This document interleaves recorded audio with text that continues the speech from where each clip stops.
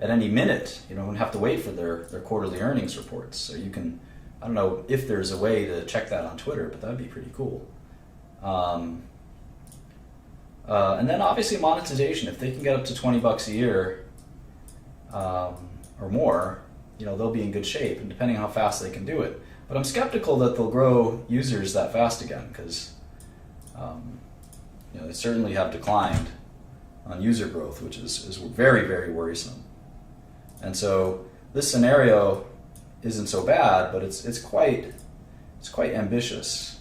8% revenue growth for a decade is unlikely, to say the least. So if that flattens out at any point, like say right here,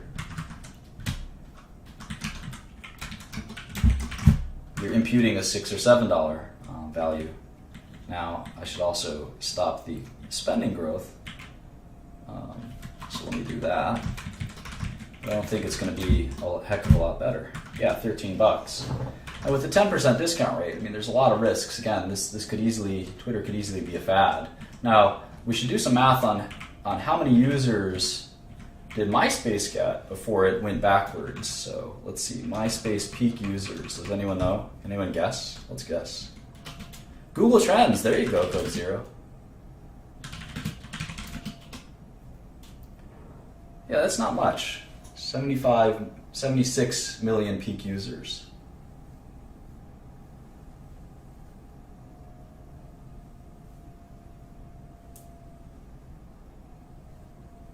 So it's hard to say that at MySpace, it's hard to say Twitter's a fad. I mean, MySpace went from 0 to 75 back to 0. How about Friendster? That was a pretty big fad.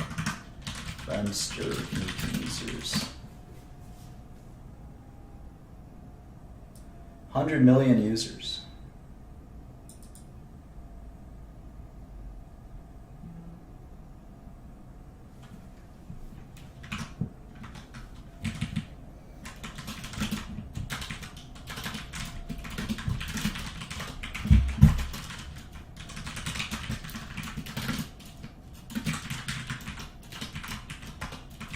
What was MySpace again? 60, 70, 80 million users?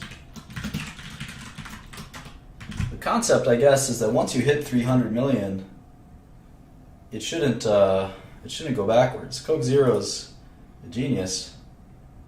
You can actually Google how much people, you can actually track on Google how much people look for Twitter, and you can see maybe has peaked. Maybe has peaked. Maybe if we graph that against a MySpace, it's peaked as well. Now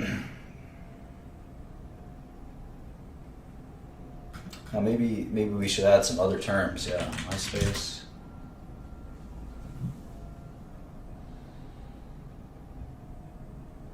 Yeah, you can see Twitter is kind of in the beginning of that decline. Let's try Facebook. Facebook had 19% user growth last quarter.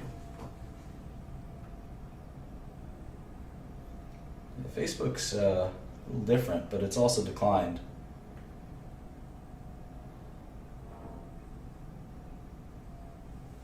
Let me take out Facebook and add WhatsApp.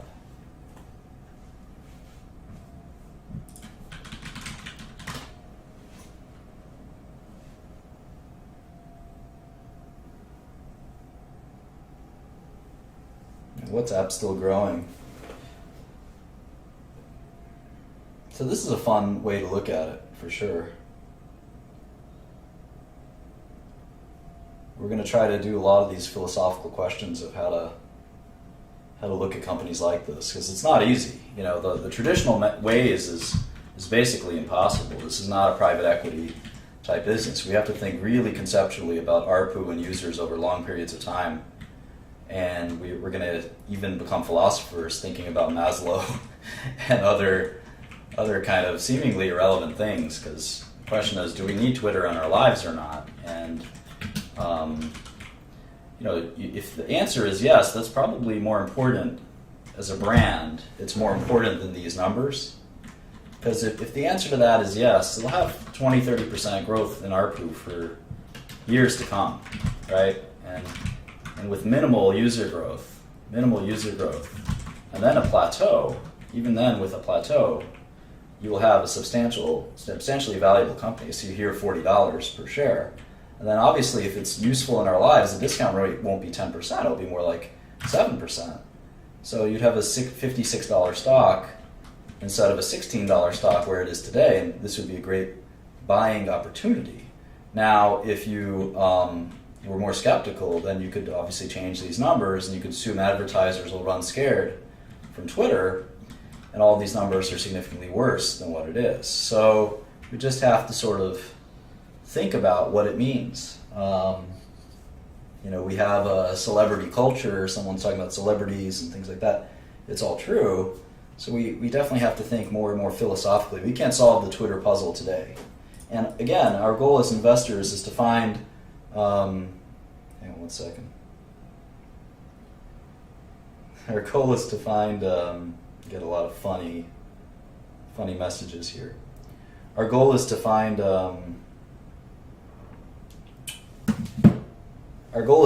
stocks that we can feel very, very comfortable investing in. And many of these technology stocks may be just too difficult to understand. Now, occasionally we'll find very, very valuable technology stocks, or great shorts as technology stocks. So we got to think those through, and we'll learn how to do it a little bit together in addition to what I already know. But this is definitely an interesting case. You certainly don't expect Twitter to be profitable in 2017, or if they are, they'll be minimally profitable. Let's put in some of our earnings estimates.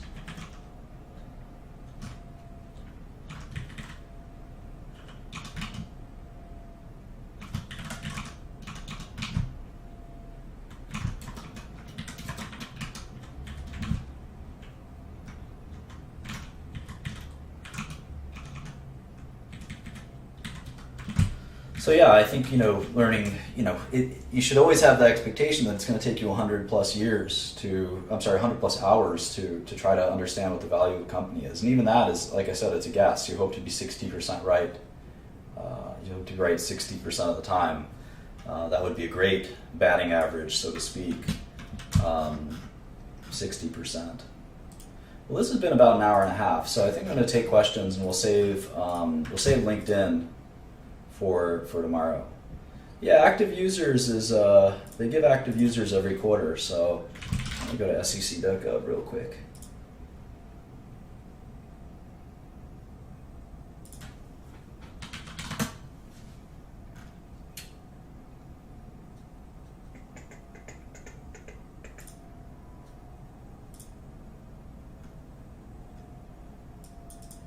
Yeah, so it's been pretty flat for these guys. I mean, you look at active users, it was 320, 320, and 316.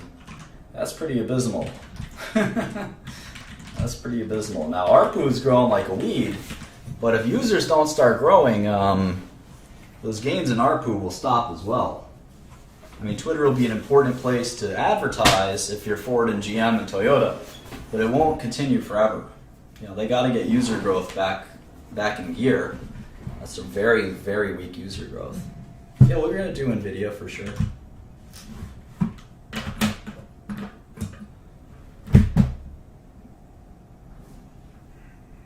Yeah, I mean, obviously when we do cash flow statements, we always do DNA. But if DNA is going to be small, in most of these cases it is, then it's just as well to ignore it.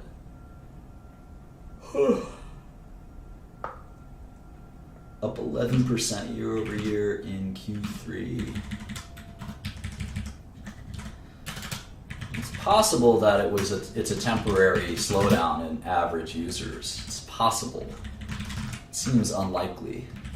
But you get that double whammy. If you get like 10% user growth and 10% ARPU growth, you're getting a ton of revenue growth. So it would be super interesting to see if number of users went down or something. That'd be nuts.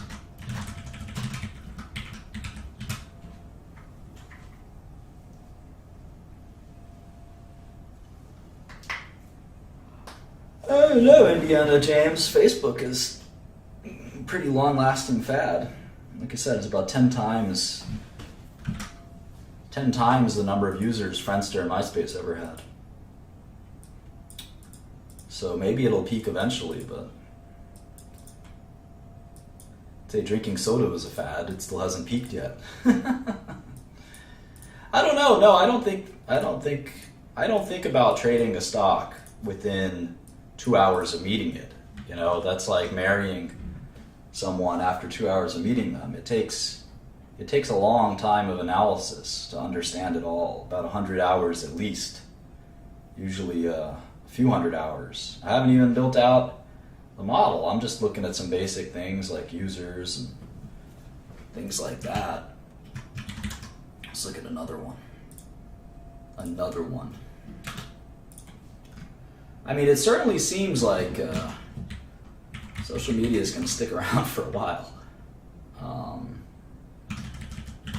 All right, so we got users for the last 6 quarters have been pretty flat. Kind of in that high 200s, low 300s range. Pretty stubborn, although they have gotten ARPU from 5 to 9 in the same time period. So most of their growth is coming from pricing. No one complains about that. Twitter ads are double. Twitter ads are double what they used to be. Where's the outrage? I guess they're not drugs, right?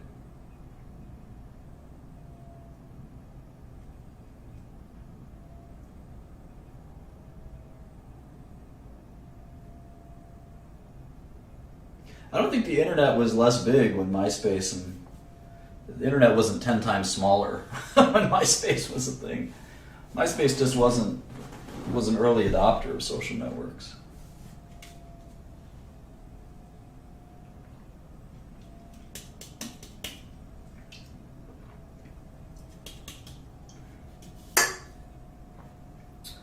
Yeah, I don't know what's going to happen to Twitter.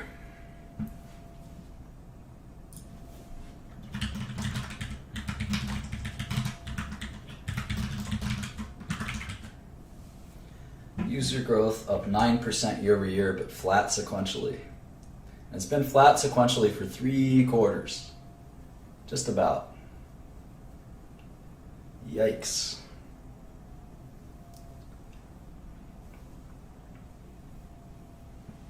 Very worrisome.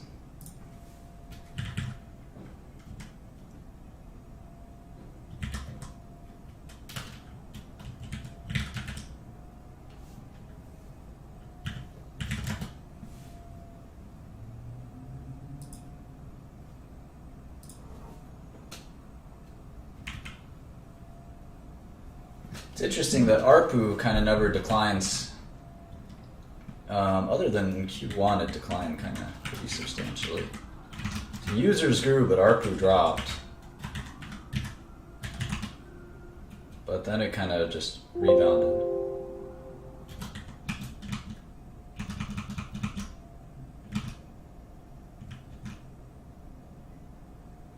Well, hopefully this didn't get interrupted, but I got disconnected briefly, but recording still worked.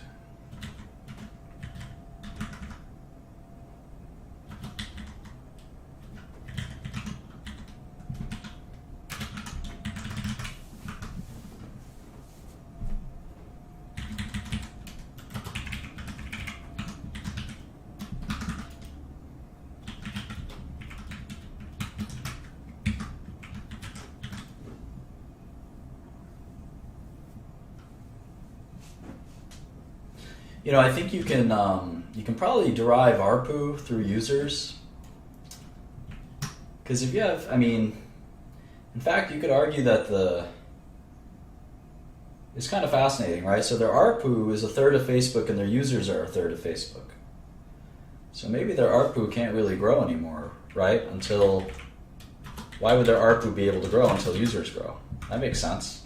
If I'm an advertiser, you know, I'm paying ARPU based on how many users you've got. Does that make sense?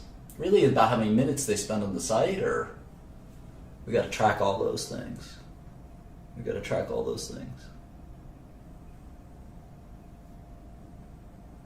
to really dig into what does it mean to monetize a user. What does that mean exactly?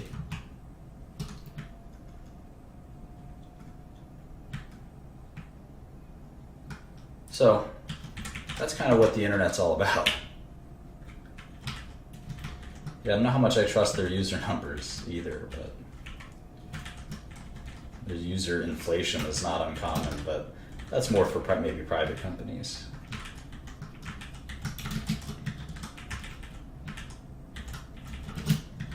The good thing is not every company is going to look like Twitter. We're going to have our fair share of kind of slow-growing companies like an Oracle or a Microsoft, right? Last quarter, Apple and Microsoft lost, 2% revenue growth.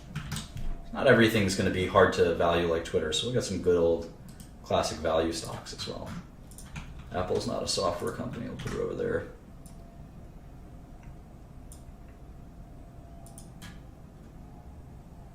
We'll do LinkedIn next time. So I'm going to head up to Blab. So thanks for listening. This was fun. I hope you enjoyed it. And until next time, I'll see you soon.